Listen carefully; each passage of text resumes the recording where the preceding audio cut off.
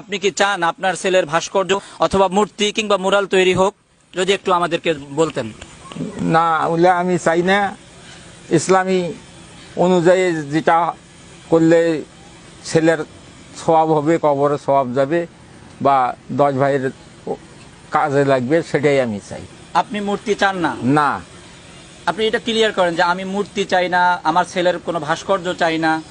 বলেন। আমি কোনো মূর্তি চাই না, আমার ছেলের কোনো ভাস্কর্য চাই না। আমার ছেলের নাম প্রচার করতে পারবে। হ্যাঁ, আমরা শুনছিলাম। কেন চান না মূর্তি ভাস্কর, কেন চান না একটু যদি বলতেন? ওটা তো আমার ইসলামী শরীয়তি নয়, ওই জন্য আমরা চাই না। আমার শরীয়ত, আমার ছেলে যেহেতু আপনারাই বলতেছেন শহীদ, সে শহীদের মর্যাদা যেন পায়, সেই কাজ করতে হবে। আপনি কাজ করতে হবে। হ্যাঁ, মানে মূর্তি ছাড়া আবু সাইদকে নিয়ে কি কি কাজ করলে সড়ক নির্মাণ বা মসজিদ মক্তব এলে কিছু করলে, দান সদকা, এই সমস্তগুলা যেন ওই সবটা আপনার ছেলে পায়। যে আমি আবু সাইদের বড় ভাই হিসেবে আমাদের ইসলামী সংস্কৃতির সাথে সাংঘর্ষিক হয় এমন কিছু আবু সাইদের জন্য না করার জন্য আপনাদের প্রতি বিনীত অনুরোধ থাকবে।